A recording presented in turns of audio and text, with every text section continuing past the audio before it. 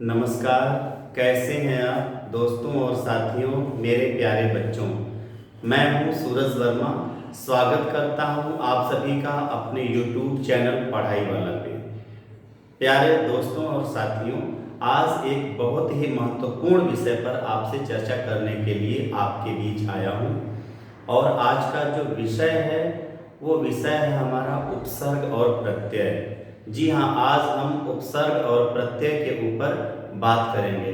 तो उम्मीद करता हूँ कि आप तैयार होंगे। आइए आपको सीधे ले चलते हैं एक यात्रा में और मिलाते हैं आपको अपने व्हाइट बोर्ड पे उस दो शब्दों से जिनके नाम हैं उपसर्ग और प्रत्यय। आज का जो विषय है उपसर्ग और प्रत्यय है। दोस्तों और साथियों, विषय को शुरू करने से पहले आपको बताना चाहूँगा कि अगर आप मेरे चैनल पर नए हैं तो आप मेरे चैनल को सब्सक्राइब करके बेल आइकन को जरूर दबाएं, ताकि हमारी जितने भी अपडेट हैं सब आपके पास आसानी तक उपलब्ध हो सकें। आइए तो फिर हम बात करते हैं उपसर्ग की। जहाँ तक उपसर्ग की बात है, उपसर्ग दो शब्दों से मिलकर के बना हुआ है, जिसमें प्रथम पद जो है वो उप है और द्वितीय पद जो है वो सर्ग है। अगर उपसर्ग को हम पृथक पृथक करके उसके अर्थ देखें तो उप का अर्थ निकट होता है, करीब होता है, और सर्ग का अर्थ है सृष्टि करने वाला या स्थापना करने वाला या जन्म देने वाला। यानी आप कह सकते हैं कि उपसर्ग ऐसे शब्दांश हैं, उपसर्ग ऐसे शब्दांश हैं जो किसी भी शब्द के प्रारंभ में मिलते हैं। कहाँ पे भाई? प्रारंभ में जुड़ते हैं, प्रारंभ में जुड़ते हैं और फिर उस शब्द की विशेषता बतलाते हैं। उपसर्ग वे शब्दांश हैं, शब्द नहीं है। मेरी बात आप समझ रहे हैं? शब्दांश हैं। शब्दांश वो होते हैं जिनका कोई अपना स्पष्ट अर्थ नहीं होता है, जो पृथक रूप से कभी भी वो जो है सार्थक शब्द में नहीं आते हैं, उन्हें हम शब्दांश कहते हैं। तो किसी भी शब्द के पहले जुड़ने वाले ऐसे शब्दांश जो जुड़ करके उस शब्द की विशेषता बतलाएं, उन्हें उपसर्ग कहा जाता है। मैंने बताया उपसर्ग ऐसे शब्दांश हैं जो किसी भी शब्द के प्रारंभ में जुड़ते हैं और फिर उस शब्द की विशेषता बताते हैं। मैं एक शब्द के माध्यम से आपको ये बात स्पष्ट करना चाहूंगा। आप एक शब्द लीजिए, हार। हार जानते हैं, हार का दो अर्थ होता है। एक हार का मतलब पराजय होती है, एक हार का मतलब जो हम गले में हार पहनते हैं, जो सौभाग्यवती हमारी माताएं बहनें पहनती हैं, वो है हार। इस हार शब्द में अगर हम यहाँ पे पहले वी जोड़ दें तो आप देखेंगे ये बन जाएगा विहार। विहार का मतलब क्या होता है बच्चों? विहार का मतलब होता है भ्रमण करना, यात्रा करना या घूमना, विहार। फिर उसे हार शब्द में हम अगर प्र शब्दांश जोड़ दें तो ये मिलके होता है प्रहार। प्रहार का मतलब क्या होता है? किसी व्यक्ति विशेष या किसी के ऊपर आक्रमण करना। देख रहे हैं यहाँ पे जो हमारा वी शब्दांश है, जो हमारा ये वी शब्दांश है, इसको देखिए आप, वी शब्दांश को देखिए या यहाँ पे प्र शब्द को शब्दांश को देखिए तो चीजें आपको समझ में आएंगी। जो हमारा ये वी शब्दांश है, जो हमारा प्र शब्दांश है, ये दोनों ऐसे शब्दांश हैं जो मिल रहे हैं उस वाक्य में और उस शब्द में, और उसका एक अलग अर्थ दे रहे हैं। चाहे वो प्रहार हो जा रहा है, वो विहार हो जा रहा है। एक और उदाहरण लीजिए, हार शब्द में आ उपसर्ग लगा दीजिए और ये देखिए आपका आहार हो जाता है। अब आप यहाँ पे चीजों को स्पष्ट करेंगे। चाहे वो हमने आ लगाया हो, चाहे हमने यहाँ पे प्र लगाया हो, चाहे हमने यहाँ पे वी लगाया हो, आ, वी और प्र, क्या ये आपको शब्द लगते हैं? नहीं। इनका कोई अर्थ निकल रहा है? नहीं। यानी ये क्या है? ये शब्दांश हैं और ये किसी भी शब्द के पहले आए हुए हैं। तो मैंने आपको क्या बताया कि ऐसे शब्दांश जो किसी शब्द के प्रारंभ में जुड़ते हैं और उस शब्द की विशेषता बताते हैं, उसे हम क्या कहते हैं, उपसर्ग कहते हैं। उप का मतलब होता है निकट, सर्ग मतलब सृष्टि करने वाला, स्थापना करने वाला या बनाने वाला। तो यहाँ से आपको उपसर्ग की परिभाषा स्पष्ट हो गई होगी। आप एक बार इस व्हाइट बोर्ड का स्क्रीनशॉट ले लें, फिर मैं अपनी बात को आगे बढ़ाता हूँ। आइए मैं इसको थोड़ा सा मिटाऊंगा। अब मैं आपको उपसर्ग के वर्गीकरण के बारे में मैं आपसे बातें करूंगा। उपसर्ग के वर्गीकरण का मतलब कि उपसर्ग कितने प्रकार के होते हैं। अगर उपसर्ग के प्रकार की हम बात करें या उपसर्ग के वर्गीकरण की बात करें तो हमारे जो उपसर्ग हैं वो 4 प्रकार के हैं। कौन कौन से? पहले तो हैं संस्कृत के उपसर्ग, संस्कृत के उपसर्ग। दूसरा है हमारा हिंदी के उपसर्ग, आप नोट करिएगा। दूसरा है हमारा हिंदी के उपसर्ग और तीसरा है हमारा उर्दू या फारसी, उर्दू या फारसी के उपसर्ग, उर्दू या फारसी के उपसर्ग। चौथा आपका है अंग्रेजी के उपसर्ग, आप नोट करें, अंग्रेजी के उपसर्ग। और एक और है 5वां जो है, इसमें देख लें कि संस्कृत के कुछ अव्यय हैं, संस्कृत के कुछ अव्यय हैं जो उपसर्ग की तरह प्रयोग किए जाते हैं, जो उपसर्ग की तरह प्रयोग होते हैं। ध्यान दीजिएगा, उपसर्ग की तरह प्रयोग होते हैं। यहाँ पे मैं आपसे बहुत विस्तृत बात करूंगा। अगर वर्गीकरण की बात करें उपसर्ग की तो उपसर्ग के हमारे 5 प्रकार हैं, जिसमें हमारे संस्कृत के उपसर्ग आते हैं, संस्कृत भाषा के, हिंदी भाषा के उपसर्ग आते हैं, उर्दू और फारसी के उपसर्ग आते हैं। मैंने बताया कि हमारा देश बहुत लंबे समय तक विदेशी आक्रांताओं का शिकार रहा है, जिसके चलते हमारा देश उनकी सभ्यता को और उनके रीति रिवाज को, उनकी भाषा को, उनकी बोली को स्वीकार करता रहा है। तो ये हमारे उर्दू फारसी के उपसर्ग आते हैं, हमारे अंग्रेजी के उपसर्ग आते हैं, हमारे संस्कृत के कुछ अव्यय हैं जो उपसर्ग की तरह प्रयोग किए जाते हैं। अगर संस्कृत के उपसर्गों की बात करें तो इनकी संख्या है 22। कितनी है? 22। और अगर हिंदी के उपसर्गों की बात करें तो इनकी संख्या है 13। उर्दू और फारसी के उपसर्गों की बात करें तो इनकी संख्या है 19। ये कुछ स्पष्ट संख्याएं हैं जो मैं आपको यहाँ पे लिख रहा हूँ। संस्कृत के 22 हैं, हिंदी के 13 हैं, उर्दू फारसी के 19 हैं। बाकी अंग्रेजी और संस्कृत के कुछ अवयवों की बात मैं आपसे बाद में करूंगा।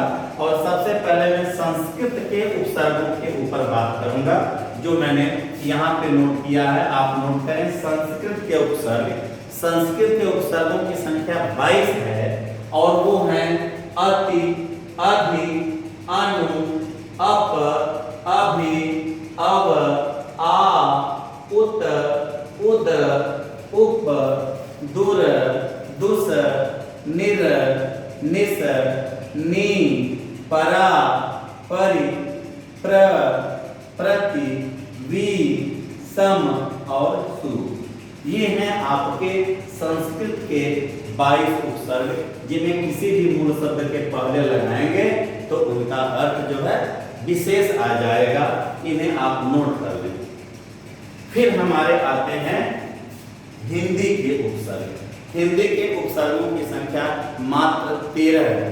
हिंदी के उपसर्गों में हमारा अ आता है, अन आता है, क है, पु है, दू है, नी है, अव है, भर है, सु है, अध है, उन है, पर है और बिन है। ये हमारे हिंदी के 13 उपसर्ग में आते हैं। इसे आप अपना नोट कर लीजिएगा। फिर हम उर्दू और फारसी के कुछ उपसर्गों को अगर हम बात करें तो हम यहाँ आते हैं अंग्रेजी के। ये हमारे उर्दू के हैं, उर्दू या फारसी के। जैसे अल, ला, हर, हम, बे। अब इसमें जोड़ दीजिए किसी को जोड़ दें। जैसे हमने एक शब्द लिया बत्ता, बत्ता में हमने जोड़ दिया अल और हो गया अलबत्ता। ला, इलाज में हमने जोड़ दिया, हो गया ला इलाज। समझ रहे हैं ना? हर, इसमें जोड़ दिया समय, हर समय। हम में राज जोड़ दिया, हम राज। इसमें वकूफ जोड़ दिया, हो गया बेवकूफ। आप देख रहे हैं अल, ला, हर, हम, बे, ये जितने भी हैं ये हमारे आते हैं उर्दू या फारसी के, उर्दू या फारसी के हमारे क्या उपसर्ग जी। अब हमारे कुछ अंग्रेजी के उपसर्ग हैं, अंग्रेजी भाषा के, आंग्ल भाषा के। अंग्रेजी भाषा के उपसर्गों की बात करें तो हमारा है सब, जैसे कहते हैं ना सब डिविजनल, सब डिविजनल। फिर करें डिप्टी, डिप्टी मैनेजर। फिर है वाइस, वाइस प्रेसिडेंट। फिर है जनरल, जनरल मास्टर।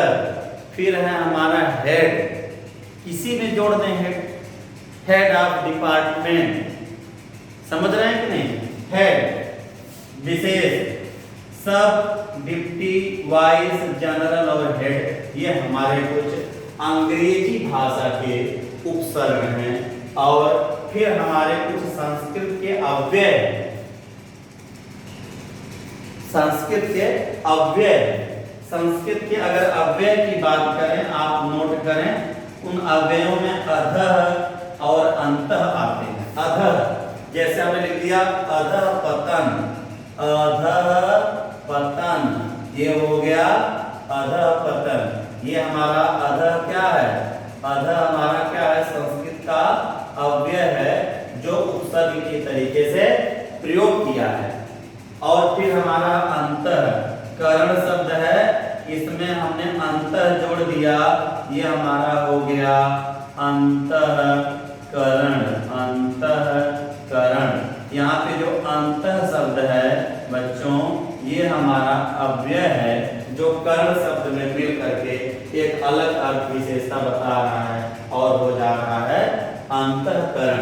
इस तरीके से ये उपसर्ग पे आधारित आपका एक पाठ समाप्त होता है।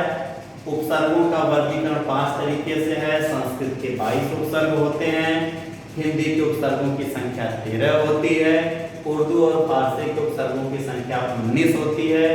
फिर कुछ अंग्रेजी के उपसर्ग हैं, फिर संस्कृत के कुछ अव्यय हैं जिन्हें उपसर्गों के तरीके से प्रयोग किया जाता है।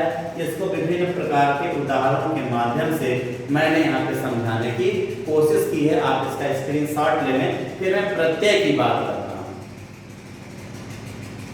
आइए अब हम बात करेंगे प्रत्यय की। प्रत्यय क्या होता है? मैंने बोला ना कि उपसर्ग एक तरीके का शब्दांश है। उपसर्ग क्या है? एक तरीके का उपसर्ग बच्चों एक तरीके का शब्दांश है। वैसे ही जो आपका प्रत्यय है ना, प्रत्यय ये आपके प्रति और अय शब्द से मिलकर के बना हुआ है। प्रति और अय, अय का मतलब होता है चलने वाला, अय का मतलब होता है चलने वाला।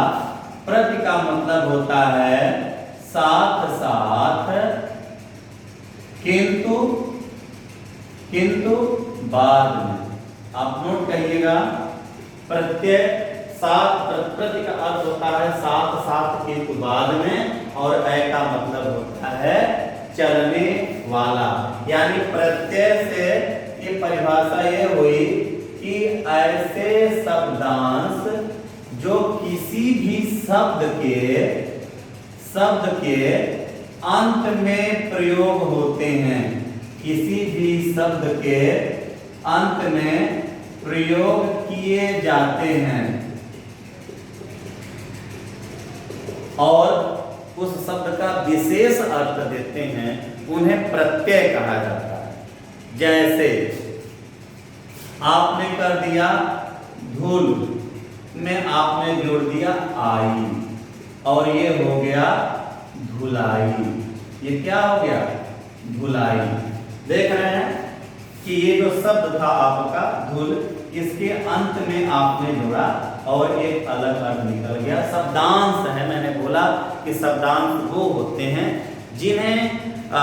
जिनका कोई पृथक अर्थ नहीं निकलता है और जो किसी शब्द में जब तक जोड़ते नहीं हैं तब तक उसका कुछ अर्थ नहीं निकलता। ये होता है आपका प्रत्यय।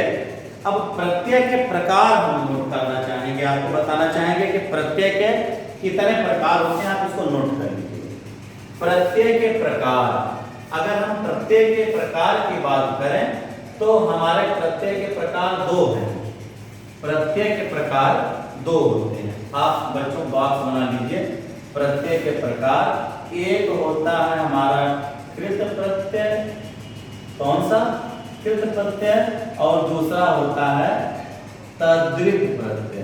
तद्धित प्रत्यय, कृत प्रत्यय और तद्धित प्रत्यय। अब आप पूछेंगे कि ये कौन सी भाषा है भाई, कि कृत प्रत्यय क्या है और तद्धित प्रत्यय क्या है।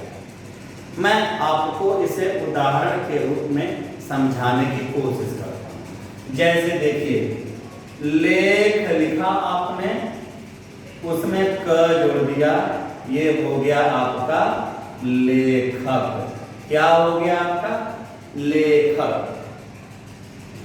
मेरी बात समझ रहे हैं, ये हो गया लेखक। और दूसरा हम कुछ बताएं और कुछ वर्ड यूज करें। जैसे हमने यूज किया ईमान और उसमें जोड़ दिया दारी।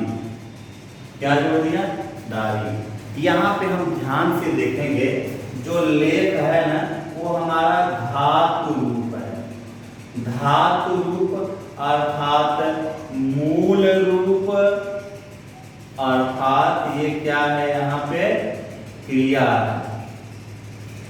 ये क्या है, क्रिया। और ईमान अगर हिंदी भाषा में बात करें तो ये है विशेषण। ये क्या है, विशेषण। यानी है तो कहने को तो दोनों प्रत्यय है भाई, क्योंकि अब दोनों प्रत्यय इसलिए हैं क्योंकि यहाँ पे लेख शब्द में अंत में आया है, यहाँ पे ईमान के शब्द के अंत में आया है। यानी ये हो गया लेखक और ये हो गया ईमानदारी। वो लेखक हो गया और ये ईमानदारी हो गया। मेरी बात समझ रहे हैं, अलग अर्थ की विशेषता बता दिया, ये प्रत्यय हो गया परिभाषा के हिसाब से। लेकिन प्रत्यय में अगर हम भेद करें तो कृत प्रत्यय और तद्धित प्रत्यय होते हैं। अब इसकी परिभाषा ये है कि वे शब्दांश, ध्यान दीजिएगा, ऐसे शब्दांश जो क्या है, जो विशेषण, नोट करें आप, जो विशेषण या सर्वनाम, जो विशेषण या सर्वनाम के साथ जुड़ते हैं उनको हम कहते हैं तद्धित प्रत्यय। देखिए ईमान क्या है, विशेषण है, लेकिन लेख क्या है, धातु है, आदि शब्द का मूल रूप है, यानी ये क्रिया है। और ये हमारा यानी जिसमें, ध्यान दीजिएगा, जिसमें संज्ञा या क्रिया, जो शब्दांश किसी संज्ञा में या किसी क्रिया में जुड़ करके उस शब्द का अर्थ बताएंगे, उसकी विशेषता बताएंगे, उन्हें हम कृत प्रत्यय कहेंगे।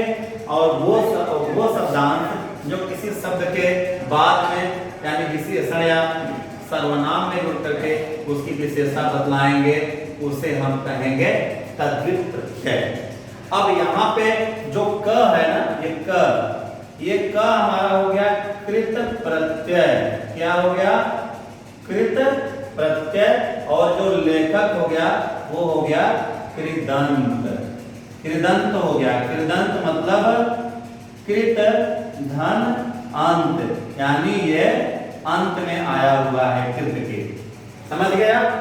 यहाँ पे लेखक जो शब्द था लेखक वो हो गया कृदंत, और जो क हो गया वो हमारा हो गया कृत प्रत्यय। और लेख क्या है, हमारा मूल शब्द है। पूछेगा कि लेखक में कौन सा प्रत्यय है, तो आप बोलेंगे कृत प्रत्यय है। आप इसको बोलेंगे इस लेखक में लेखक शब्द क्या है, तो बोलेंगे लेखक शब्द कृदंत है, यानी कृतधन अंत है।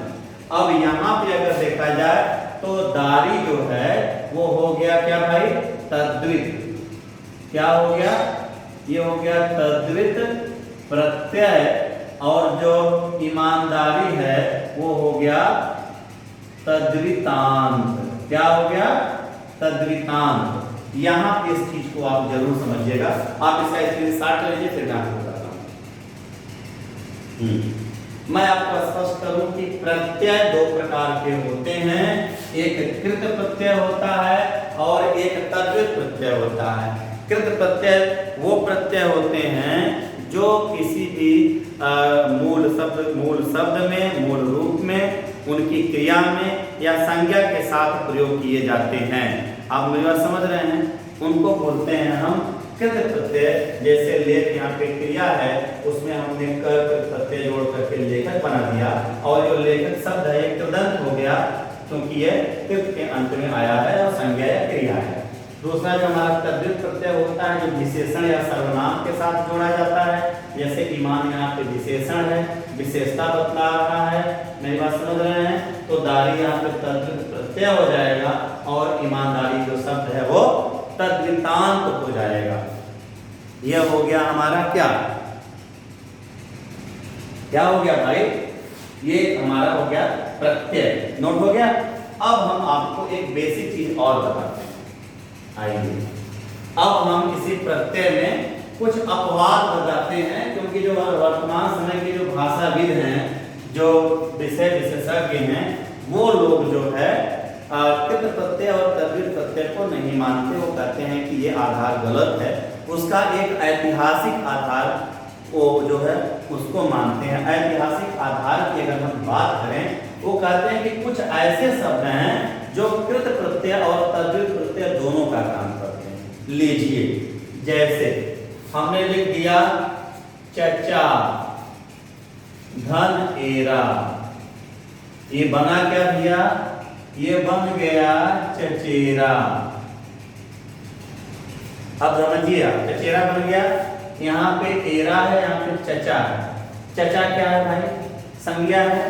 चचा क्या है, ये हमारा संज्ञा है। ये हमारा क्या है, संज्ञा के साथ लगेगा तो क्या होगा, कृत प्रत्यय होगा ना। चचेरा हमारा हो जाएगा कृदंत हो जाएगा, कृदंत हो जाएगा, और एरा हमारा क्या हो जाएगा, कृत प्रत्यय हो जाएगा। हुआ कि नहीं हुआ? कोई डाउट आपको, कोई संदेह? चचा धन एरा बन गया चचेरा। चचा यहाँ पे संज्ञा है, संज्ञा या कह सकते हैं यहाँ पे अपने, ये शब्द अपने मूल रूप में है। मैंने बोला कि चाहे वो संज्ञा हो चाहे क्रिया हो, अगर अपने मूल रूप में होती है और उसके साथ कोई प्रत्यय लगता है तो वो कृत प्रत्यय होता है। यहाँ पे एरा शब्द हमने जोड़ दिया क्योंकि संज्ञा के साथ आया था, तो ये हो गया कृत प्रत्यय। और जो बना हमारा वो हो गया चचेरा, और चचेरा को हम क्या बोलेंगे, कृदंत बोलेंगे। समझिए, तो यहाँ पे एरा का एक एग्जांपल मैं आपको और दे दूं। मेरी बात समझ रहे हैं कि नहीं? आप लगाइए, आप लिखिए लुट धन एरा। ध्यान दीजिएगा, ये परीक्षाओं में टीजीटी हिंदी या यूपी टेट सीटेट की परीक्षाओं में, तमाम प्रतियोगी परीक्षाओं में, यूपीटीसीएस की परीक्षाओं में ऐसे उदाहरण आपके समझ में आते हैं, आप गड़बड़ा देते हैं वहां पर। लुट धन एरा, लुट देखिए, लुट जानते क्या है? लुट यहाँ पे बच्चों क्रिया है। हेलो, लुट यहाँ पे क्रिया है। लुट क्या है, क्रिया है। और एरा आपने जो प्रत्यय तो लगा दिया, ये बन क्या गया भैया, लुटेरा बन गया। और आपको नियम पता है कि किसी भी क्रिया में अगर हम जोड़ देते हैं तो वो हमारा बन जाता है तद्वित प्रत्यय। वो हमारा क्या बनता है, तद्वित प्रत्यय। ये हो गया तद्वित प्रत्यय, और ये शब्द क्या हो गया, तद्वितांत। ये शब्द हो गया हमारा तद्वितांत। यहाँ पे कहानी फंस गई, यानी एरा एक बार हमारा जो है कृत प्रत्यय में यूज हुआ, एरा एक बार हमारा तद्वित प्रत्यय में यूज हुआ, यानी यहाँ पे तो कंफ्यूज हो गया चीज। इसलिए जो वर्तमान समय में जो भाषाविद हैं वो इसका आधार नहीं मानते। वो जो है शब्दों का जो आधार है वो तत्व और तत्सम पे मानते हैं, यानी या जो हम शब्दों को अपने जीवन शैली में प्रयोग करते हैं। तो ये था हमारा आज का विषय। हमें उम्मीद है कि ये चीज़ें आपको पसंद आई होंगी। सबसे बड़ी चीज़ क्या है? सबसे बड़ी चीज़ ये है कि हम उपसर्ग और प्रत्यय में हमेशा विभेद करें। उपसर्ग जो है किसी भी शब्द के मूल रूप के पहले आने वाला शब्दांश है जिसका अपना कोई पृथक अर्थ नहीं होता है, और शब्द में जब जुड़ता है तो उसका कोई विशेष अर्थ देता है। और दूसरा होता है प्रत्यय। प्रत्यय मतलब प्रतिधन, अय प्रति मतलब होता है साथ साथ, किंतु बाद में अय का मतलब होता है चलने वाला। अर्थात वे शब्दांश जो किसी भी मूल शब्द के बाद में लगते हैं और उस शब्द की विशेषता बताते हैं उसे हम प्रत्यय कहते हैं। प्रत्यय हमारे दो तरीके के होते हैं, एक तद्धित प्रत्यय होता है और दूसरा कृत प्रत्यय होता है। तो आज ये हमारा जो है उपसर्ग और प्रत्यय पे वीडियो लेक्चर समाप्त होता है। हमें उम्मीद है कि आपको पसंद आया होगा। एक आखिरी संदेश कि अगर आप मेरे चैनल पे नए हैं तो मेरे चैनल को सब्सक्राइब करके बेल आइकन को जरूर दबा दें ताकि हर अपडेट मिल सके। और बड़ी उम्मीद के साथ मैं आपके साथ ये वीडियो लेक्चर्स बना रहा हूँ। आप इसे पसंद करें और अपनों के साथ शेयर करें। इन्हीं शब्दों के साथ अपनी वाणी को विराम देता हूँ। नमस्कार।